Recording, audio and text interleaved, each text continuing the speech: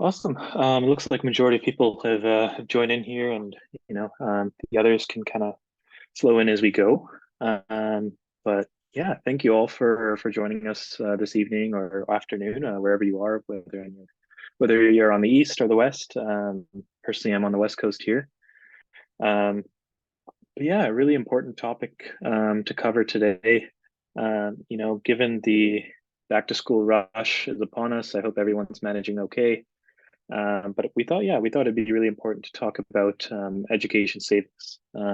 Seeing the costs of everything go up, honestly, the past few years, but including the cost of education, has been rough, right? And mitigating those tough costs, is really, really important given, we all understand the importance of post-secondary and, education in general.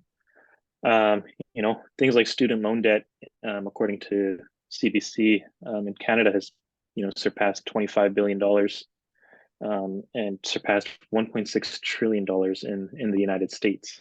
Which is definitely extreme, and it's sad to see. Given the struggles of sending children to school, and then them going through that just to be kind of handcuffed coming out of it with such debt. Mitigating those types of things, I think is super, super important. And, luckily, there's some tools to help with that, which we'll cover today. So yeah, today, just for some insight, my name's Ali Ladak. I'm a financial advisor with the firm, and I'm Ah, here with my colleague as well. and my name is Sajjad. Assalamu alaikum.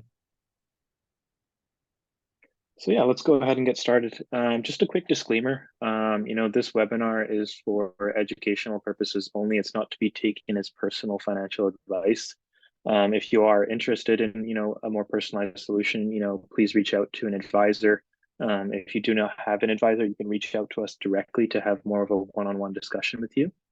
And importantly, the information presented today, such as the tax treatments of RESPs and such benefits, are uh, here effective as of today's date, September 20th, 2023, and may be subject to change in the future.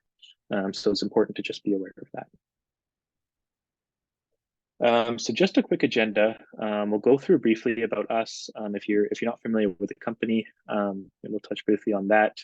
We'll touch upon the education costs and trends. We'll introduce RESPs, talk about all the benefits, including the grants, the tax advantages, withdrawals, other types of savings accounts that can be used for education. We'll have a Q&A, and of course, how you can get started. If you do have questions during the webinar, please just send them in the Q&A box down below on the Zoom, and we'll do our best to get to it either throughout or just at the end during the Q&A section. So if you're not familiar with us, ShariaPortfolio Canada, we are Canada's only licensed portfolio management firm that's fully dedicated to Sharia compliant investing, meaning the securities that we do invest in, pass a specific Sharia screen. Our mission is to help Muslims achieve their life goals while honoring the personal values. We do have a lot of resources about what halal investing or Sharia compliant investing is. We won't touch upon that today, but feel free to ask away or visit some of those resources on our website or YouTube. We are licensed in the provinces of Ontario, British Columbia, Alberta, and Quebec. Originally founded in 2003 in the USA, where they are licensed by the SEC.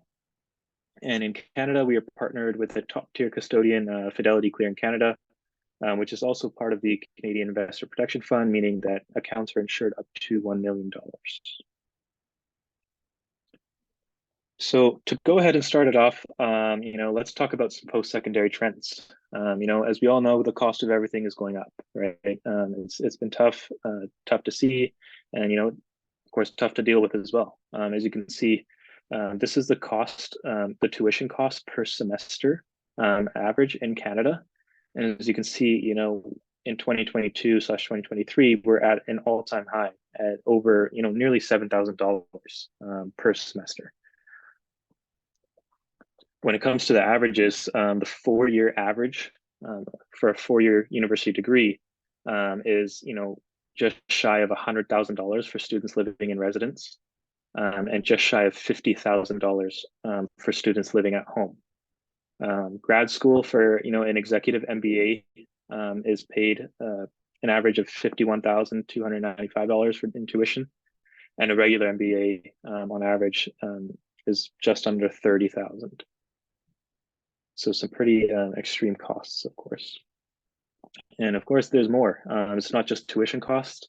When it comes to education, there's things like food, things like housing, textbooks, transportation, supplies, technology, things like laptops and such that it's really important to be aware of and plan for as well. So luckily in Canada, Canadian residents have access to a pretty substantial tool to help with these education costs. Referring to the RESP, which is a Registered Education Savings Plan. And the RESP is a savings plan that consists of government grants, investment growth, and tax benefits. And we'll touch on each of these throughout the webinar as we go. So again, it's a savings account dedicated to help fund a child's post-secondary education. The lifetime contribution is $50,000 per beneficiary. That's contribution limit, not growth limit. So again, the account can grow through investments and government grants, which we'll talk about, such as the CESG, the CLB, the BC grant, Quebec grant. The funds in the RESP can be used for eligible programs in schools and provide additional tax benefits, which we will talk about. So I will pass it over to my colleague Sajjad to talk about the types of RESP plans made available. Thank you, Ali. Assalamu alaikum. I'm Sajjad, financial advisor at ShariaPortfolio Canada, based in Vancouver. I'll be continuing our discussion on RESP in the next portion of our presentation. I'll dive deeper into grants, and I'll be sharing some practical examples and additional information. I start with types of RESP plans. We have three types: individual, family RESP, and group RESP. In individual RESP, it's good for an individual beneficiary. Can open up for someone who's not related. Family RESP, you open up one account for all your children. Option if you have more than one child, saving can be shared among children. And group RESP, offered by non-taxable entities like foundations. That's why in the next slides, we only go through individual and family RESP. Individual RESP, only one beneficiary permitted. Subscriber does not need to be blood or adoption related. Subscriber means who open an account, who contribute to the account. Because subscriber can be non-related individual, such as parents, relatives, and even friends, can open individual RESP for your child. Example, husband and wife have one child. They can open an individual RESP for that child. What is family RESP? If you have one or more beneficiary permitted, beneficiaries must be connected by blood or adoption to the subscriber. Funds can be split between beneficiaries. Grants cannot be split, but contributions can be. Family RESP example. Adam and Zahra have 3 children, 8, 4, and 2 years old. They want to make sure they start saving for each their education, but are not unsure how many will go to post-secondary and or which programs they will be enrolled in. Will some be more expensive? What if one doesn't attend to school, to university? With our family RESP has benefits for them. Leverage the family RESP with all 3 beneficiaries. Adjust the weighting of contributions. Leverage the more expensive program with more funding. Use additional funds for others if one does not attend post-secondary. These are, now I want to talk about the grants. Canada Education Save Grant, CESG, is the first grant. It's from federal government that matches 20% of your contribution, up to $500 per year, up to $7,200 per beneficiary during 17 years. Eligibility. Must be a resident of Canada with a valid social insurance number, available until the end of calendar year 17 for universities, college, trades schools, technology institutions, and international schools. That before that, you have to check with your RESP provider or with CRA. Yes, not only universities in Canada, but also you can withdraw the money for universities out of Canada. But before that, you have to check with RESP provider or CRA. How CESG works, how it works. Birth of your child. Contributions run for CESG starts accumulating until they reach 17. Annual limit, $500 per child per year, 20% of the first $2,500 that year. Accumulated CESG, up to $7,200 per beneficiary lifetime maximum. It means 20% of, for example, if you contribute 36,000, the government pays 7,200 during 17 years. But as Ali said, you can contribute up to 50,000 per child. But for 36,000 to 50,000, the government doesn't pay any grant to you. And also lower income households may be eligible for additional funding. Check with RESP provider. For example, you can make up for unused CESG 1 year at a time. If you have, for example, a 5-year-old child, and now you want to open RESP, and so you missed some years and didn't get grant from the government. Every year, you can deposit 2,500. For example, year 5, you can deposit 2,500 for years 5, plus additional 2,500 for the first year that you didn't receive a grant. Next year, when your child is 6, 2,500 for year 6, plus additional 2,500 for years 2, and so on. So every year you can receive 500 grant from the government for that year and $500 grant for the last years that you missed the grant. Another grants that you can apply if you are from low-income family, an additional incentive up to $2,000 to help low-income families deposit into their RESP from Employment and Social Development Canada. This grant only for low-income families, not for all the families. Eligibility for CLB.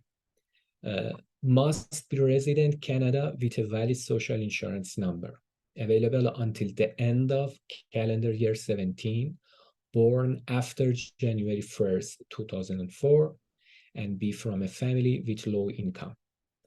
For example, if you have 1, 2, 3 children, at this time, if your income is less than 50,197, you can receive CLB from the government.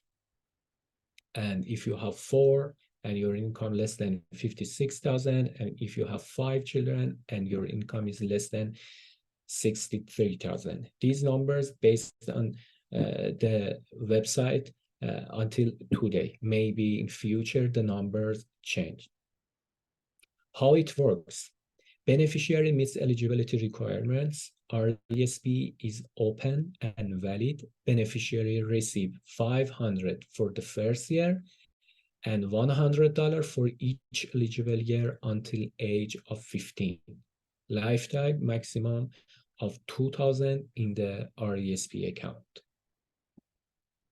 The next grant that you can apply if you live in BC province, an additional incentive of up to $1,200 for BC resident through the BCTSG.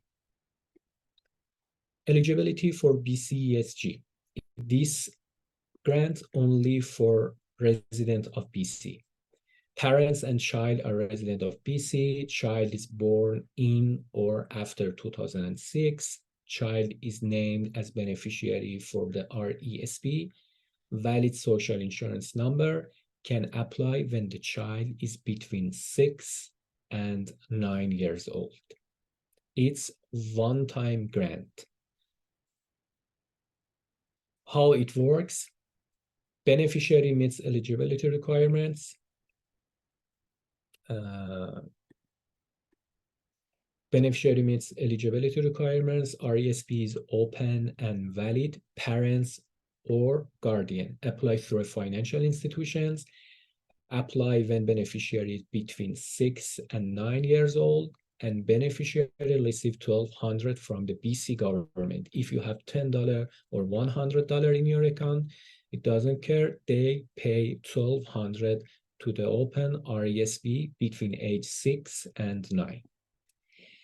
Another provincial plan is Quebec Education Saving Incentive, a tax measure that encourages Quebec families to start saving early for the post-secondary education of their children. Eligible beneficiaries can receive up to $36,000. This grant is only for Quebec residents. Eligibility for the Quebec grant: be less than 18 years old, have a social insurance number, resident in Quebec on December 31 of the taxation year. Special requirement: apply child is 16 or 17 at end the taxation year. Child is named as beneficiary for the RESP. How it works: if eligible, you will receive a grant 10% of your annual RESP contribution up to $250 in grants per year, with a lifetime maximum of $3,600 per child. Credit is deposited in RESP.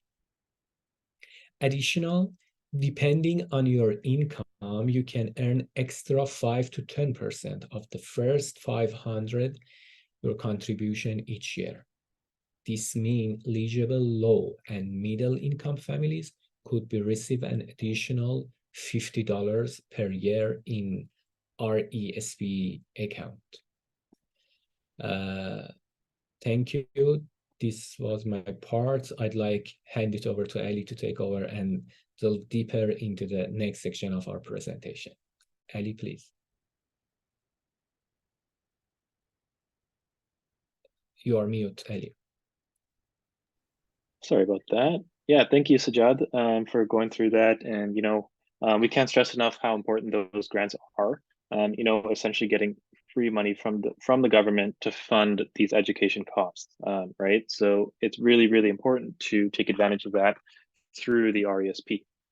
So on top of the grant benefits, there are also, some taxation rules and benefits that come with the RESP as well.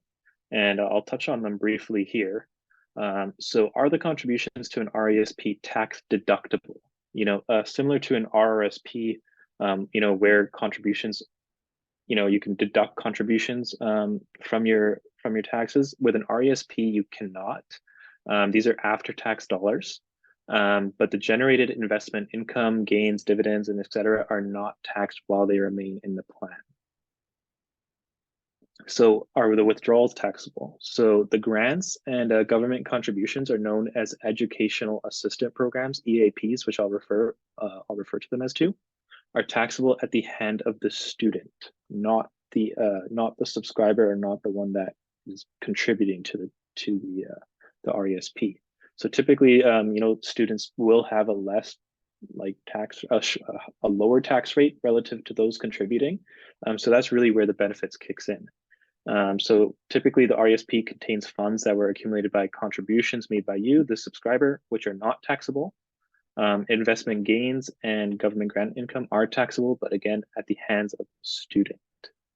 So for example, let's take Adam. Adam makes $200,000 per year and his tax rate is 37%. This is just a hypothetical example. I'm not sure what the exact tax rate is for someone making $200,000. So again, just an example. And his son is now 18 and attending college. He has maxed out his RESP contributions, which I mentioned earlier is $50,000, and the value of his account is now $80,000. Given the government grants and some investment growth, it has grown to $80,000. An important note: his son is unemployed, so Adam wouldn't have been able to deduct the $50,000 in contributions, but when withdrawing, the capital gains and EAPs will be taxed at the son's rate, and because he is unemployed versus someone making $200,000 per year. His tax rate is going to be much lower than 30% or whatever that percentage of someone making the $200,000 is. So that's where a significant tax benefit can come into play with the RESP. So when withdrawing to your RESP, I know there are lots of questions about this. So we'll touch on each of these. What are the eligible expenses? How much can I withdraw? What if my child doesn't go to post-secondary? What if they choose to take a break? So withdrawing from your RESP, you can start withdrawing your funds when the beneficiary has graduated high school and enrolled in a post-secondary institution. You can check what makes a qualifying post-secondary institution with the CRA, or ask your advisor to look into that for you. And it's really important that when you're making these withdrawals, that you have a proof of enrollment from this institution and a tuition statement from the institution. Speaking from personal experience in Canada through universities, like these documents can be found within the university dashboard through your online account, or if you're studying in the USA at a qualifying school, like personally I did, I just had to ask my academic advisor to get this for me, and they did it without any problems. And just another important note, as we touched upon, just some definitions, which I'll be bringing up. The subscriber, again, is the one who makes the contributions and withdrawals, for example, the parent. The beneficiary is the one who the RESP is for example, the child. And post-secondary education, PSE, is a withdrawal from the contributions of the subscriber, and the educational assistance payments, the EAPs, are withdrawal from the investment earnings and government contributions. So when it comes to the limits, there are no withdrawal limits when pulling from your contributions, again, the PSEs. But when it comes to the EAPs, the investment growth and government grant contributions, there are some slight limits here. So it is $8,000 during the first 13 weeks of school. And an important note, $4,000 if the student is part-time, and unlimited after the first 13 weeks have passed. And if you recall, the first couple of slides I showed, that were meant to be scary, but these are the eligible expenses that an RESP can cover. So it's not just tuition. An RESP can cover education-related costs, right? And this is kind of a gray area. It's really important to check with the CRA in your institution to see what these eligible costs are. But things like food, things like housing, rent, the textbooks, the transportation, the supplies, even things such as a laptop are eligible expenses, education-related costs that an RESP can cover. So it's super important to keep that in mind. And just a scenario that that often comes up: what if the beneficiary chooses to not attend post-secondary? What are your options, right? So one is to leverage the family plan, like Sajjad touched upon. So the funds can be used for another beneficiary if he or she is less than 21 years old. So say you have two children, the eldest one is 18, but they decide not to go to post-secondary. The contributions to your eldest, if you're in a family plan, can go towards the other beneficiary and be leveraged for his or her education rather than closing the plan. The other option, is to close the plan. The grants will need to be repaid to the government, right? So if you're collecting the CESG or the provincial grants, those will need to be repaid, and the investment earnings will be taxable and subject to further penalties. So super important to make sure that if you have the opportunity to leverage the family plan, or if you want an individual plan, you make a decision on which is best for you, and speak to your advisor on what can best cover your options to avoid these penalties. The other option is to transfer to another registered account. So up to $50,000 of the earnings in your RESP can be transferred to your RRSP. That's only if you have room in your RRSP, and if the RESP is at least 10 years old. Again, the grants will need to be repaid, so you would be missing out on that. So I'll pass it back to Sajjad to talk about other types of savings accounts along with the RESP that can be used to fund education as well. Thank you, Ali, for providing us with valuable information. Not only you can use RESP to pay the cost for education, also you can use the advantage of TFSA account. That's why now I want to talk about TFSA. What is TFSA and how you can open? TFSA is tax-free saving account. Not only TFSA, also you can open non-registered cash account to provide saving for yourself and your children. TFSA is tax-free saving account, a Canadian regulated saving investment account where withdrawals are and income earned within the account are tax-free. For example, if you deposit $5,000, invest your money grows up to $7,000, you don't need to pay tax for the $2,000 your earnings. Contribution made with after-tax dollars, flexible withdrawals. Whenever you want, you can withdraw the money from your TFSA with any reason. Maybe you want to buy a car, maybe you want to go to Hajj, maybe you want to pay the education cost for your children, suitable for both short-term and long-term goals. Unused contribution rooms carried forward. So if this year for example, you don't have money to contribute to your TFSA, don't worry, next year you can do it. How it works?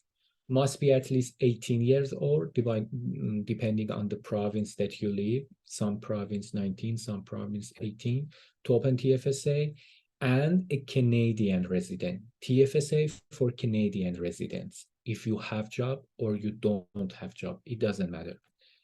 Government has set yearly contribution limit. For example, for 2023, it's $6,500. Every year, the government set. Contributions are made with after-tax dollars. Account can be invested in stocks, sukuk, REITs, ETFs, and etc. Unlimited withdrawals and contribution room added back for the following year. This is the table of TFSA contribution rooms. For example, if you live in Canada before 2009 and you were 18 or 19 and now you want to open TFSA account, you have to know that now you have $88,000. It means you can contribute to your TFSA $88,000, and when it grows up to 100, 150, you don't need to pay tax for the earning of your money. And whenever you want, you can withdraw. They don't care about reason that why you want to withdraw the money. It's your money and you can withdraw. These are about TFSA. Also, you can open non-registered cash account. Invest in Sharia compliant securities for growth or income. Money, again, your money can be invested in stocks, sukuk, ETFs, REITs, mutual funds, and etc. Ultimated, unlimited withdrawals. It means whenever you want, you can withdraw your money. suitable for both short-term and long-term goals, individuals and joint accounts available. Maybe you want to open an account with your wife or with the company or something else. So if you don't like to open TFSA, registered, RESP, RRSP, or all of them full, you can open non-registered account and invest your money.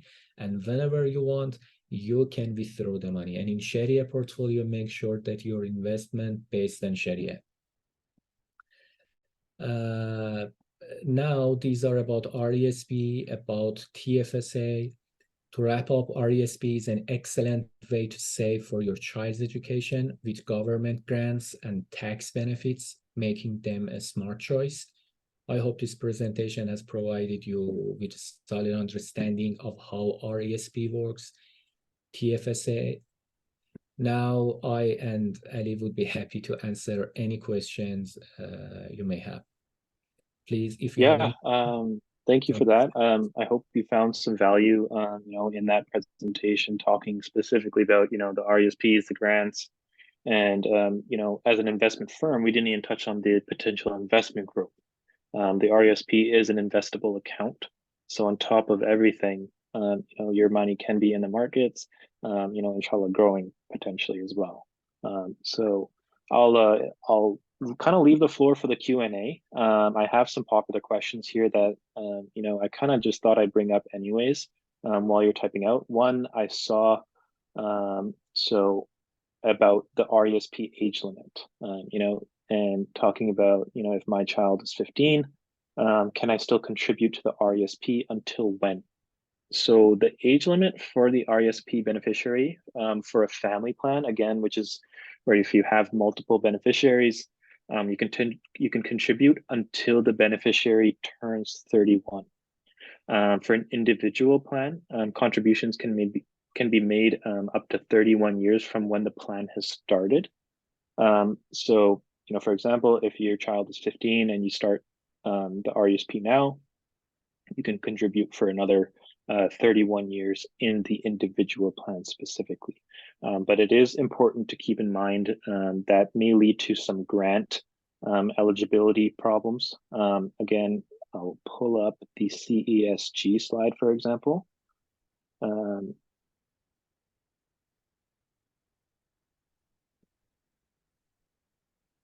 So, for example, the CESG here is available until the calendar year. The end of the calendar year, the beneficiary turns 17. So it's important to keep that in mind if you want to take advantage of these grants, that there are some slight restrictions here, and opening up the RESP, as early as possible is the best case to make sure that you can take advantage of this. And kind of touching on that same point, a popular question, we oftentimes get is, do RESPs expire if the beneficiary is late to attend post-secondary? So say, your child graduates high school and they choose to take a break, a year off or a few years off, whatever it may be, to pursue other things or whatever the reason is. So there's no specific age limit that the beneficiaries must be. But to start, the funds must start to be used within 36 years of when the plan is opened. So I know that's a long time, but it's really important to keep that in mind for however long that beneficiary is choosing to take a break for.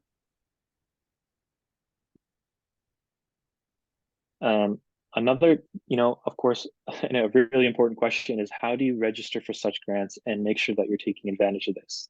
The CESG, which is, the really, really popular one, the CLB and provincial grants. So typically this is done automatically through your financial institution. Oftentimes when you're filling out the paperwork, you will see the grants there that you either tick off or automatically put in there. And it's really, really important just to make sure that your paperwork is completed correctly. Make sure that you're aware of these grants that you're eligible for, and always ask questions. Ask your financial institution. Make sure that you are eligible. Make sure that you're taking advantage of this, because you don't want anything to slip through the cracks, of course. And of course, free money from the government to fund such a thing is super, super, super important. Another question, investment in RESP is with after-tax dollars. That is correct. So when you're contributing to the RESP, it is with after-tax dollars. You can't deduct that from your income, unfortunately, like an RRSP. Also, in a family plan of two sisters, if the younger one does not want to attend post-secondary, what are my options? So yeah, again, great question. So if you are in a family plan, again, the super, super important benefit of that is that you can use your contributions that you made, for example, for your younger daughter, and shift those contributions to your older daughter to help fund her post-secondary. Although it's important to keep in mind that the grants themselves cannot be transferred to the other beneficiary, but the contributions that you made can be. So any contributions you made to your younger daughter who doesn't want to go to post-secondary can be used to the older one who may already be in post-secondary. So yeah, thank you for that question. Please share your link on investment options / halal funds as well. 100%. I will. Each of the attendees will receive the recording of this webinar, so you can play it back. And in that recording, I will include that link as well. So definitely. Are these taxable income when one withdraws the money? So yeah, again, another great question. So because the contributions are made with after-tax dollars, meaning that you've already paid tax on that income that you are contributing, the withdrawals on the contributions are not taxed. You've already paid tax on that money. But the withdrawals on the investment growth and the grants. So say I received the $7,200 in grant money. I've made capital gains in the account. That is taxable, but at the hands of the student, not the contributor or the subscriber, the one that funded money. Now I'll go back to my example in a second here. Let me just find the slide.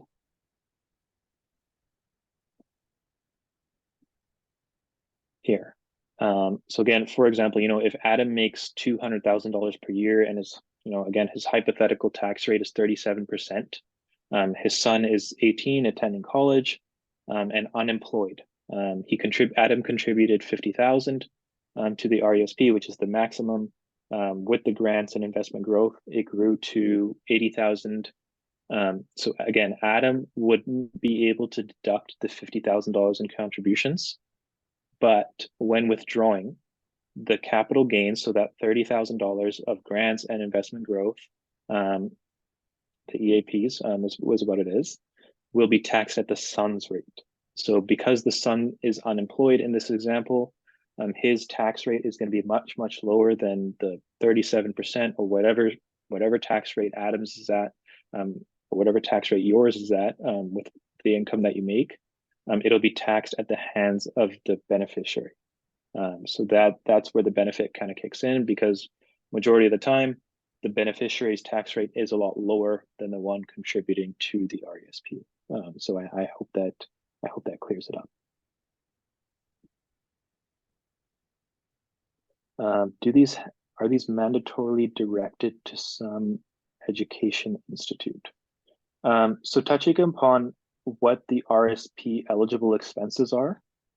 So it's really, really important to check with your financial institution and check with the Canada Revenue Agency to see what makes a eligible institution. Typically, these are universities, trade schools, apprenticeship programs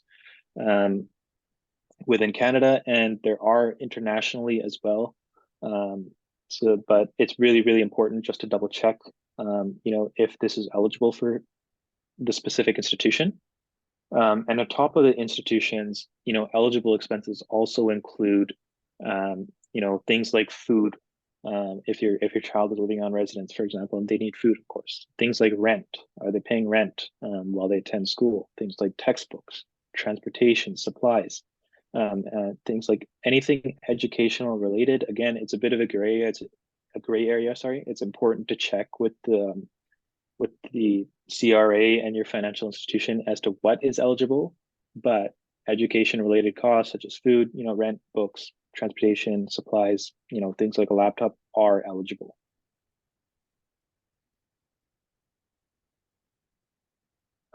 That looks like all of the questions. I hope I was able to answer them properly, and if not, please reach out. I'll be happy to have a personal conversation with you.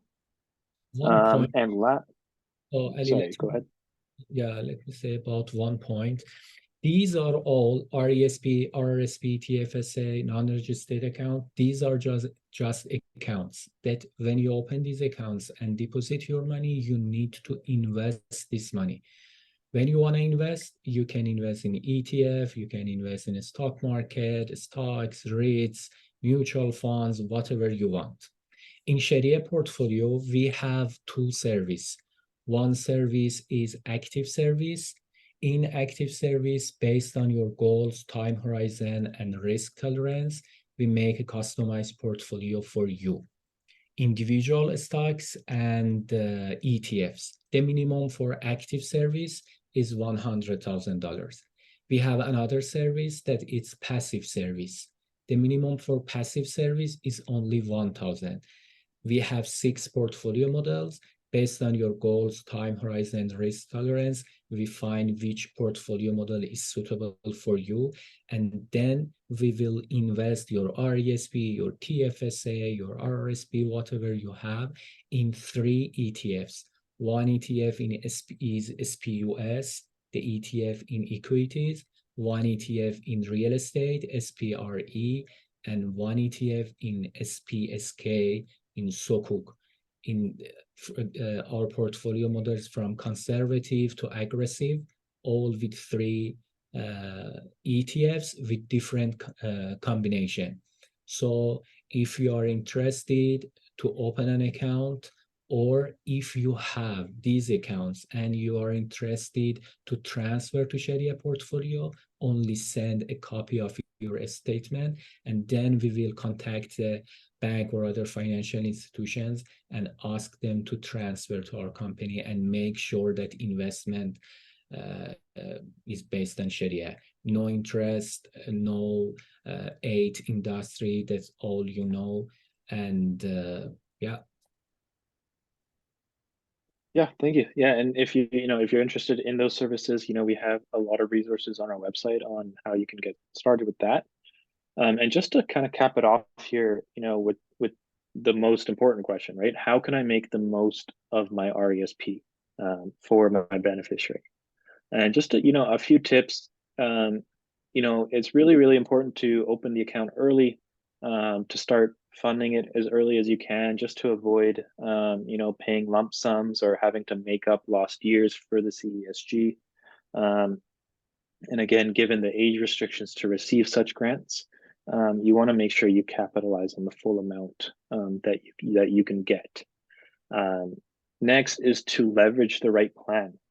Things like the individual plan, the family plan, and the group plan. It's important to speak with an advisor and see what is best for you, right? We had questions and those examples of if you have more than one beneficiary and one doesn't want to go to post-secondary, right? You still want to be able to take advantage of those contributions without having to pay the penalties of closing an RESP. So perhaps looking into a family plan, or and in the opposite, vice versa, perhaps looking into an individual plan. So leverage the right plan, see which one is best for you, and of course an advisor can help with that. Next is to maximize your contributions. Of course, the more money in that fund, or the plan, the better, of course. But everyone has different situations. But max out as much as you can to capitalize on the growth. Again, for example, the CESG rate gives a maximum of $7,200, 20% of the first $2,500 contributed per year, which equals to $36,000, right? So to maximize on that 7,200, you need to contribute 36,000, right? So maxing out your contributions to leverage the grants, and of course the potential investment growth as well. Which leads into the next point: make sure that you're in the right investments, right? Sajjad just touched upon our services and kind of how we invest, and of course, we can go into that more detail of that personally with you. But making sure that you're in the right plan relative to the amount of risk that you're willing to take on, the goals that you have, the target return that you may have. Make sure that your investments are suitable to inshallah achieve that. And last but not least, of course, take advantage of the grants, right? The grants it's free money from the governments, both federal and provincial. If you're in BC and Quebec, take advantage of that. There's no reason, really not to. This is money coming in from the government to fund, of course, an expensive post-secondary that, we've all seen. So yeah, just a quick resource that you can use. The Government of Canada website does have a great resource about RESPs if you want to look into that personally. They can be complicated when it comes to specifics about age and withdrawals and such. There are a lot of points to cover, and I know it's tough to remember, of course, but the Government of Canada website always does have great resources on the specifics of the account. And of course, you can talk to us, you can talk to your advisor about those specifics as well, just to make sure that you don't, nothing falls through the cracks there. So I don't see any more questions. So I guess we'll close it off there. Thank you so much for, taking time out of your day or evening to, spend time with us. We really hope you gain some value from this. Again, if you were late, not a problem. We will send this recording to you. If you'd like to get started with your RESP or transfer it over from a different institution to us, you can scan the QR code or you can visit our website, and the Get Started form will be there. You can email us or call us directly. If you want to have a personalized conversation about your situation, both about an RESP or investments in general. Whatever it is, please ask, and we'd be happy to do our best to help. And yeah, feel free to follow us on Facebook, Instagram, and LinkedIn at ShariaPortfolio Canada. We do our best, to post some helpful content on there, and you can keep up with the company updates and kind of what's going on with regards to certain things in the financial markets as well. So yeah, I'll leave it at that. Thank you very much again, and yeah, that's all for me. It's Sajjad, if you want to close it off, and we will, we'll let everyone go here. Thank you so much. Thank you for joining us. Just I want to mention that our consultation are free. Just book a meeting and let you know how can we help you in ShariaPortfolio. We have a team of professionals that work only for Muslims and we invest your money based on Sharia. Call or send email or book a meeting, and we will be happy to help you. Thank you so much for joining us. All right, thank you so much, and enjoy the rest of your day or night, whatever it is. Take care. Assalamu alaikum and khalas.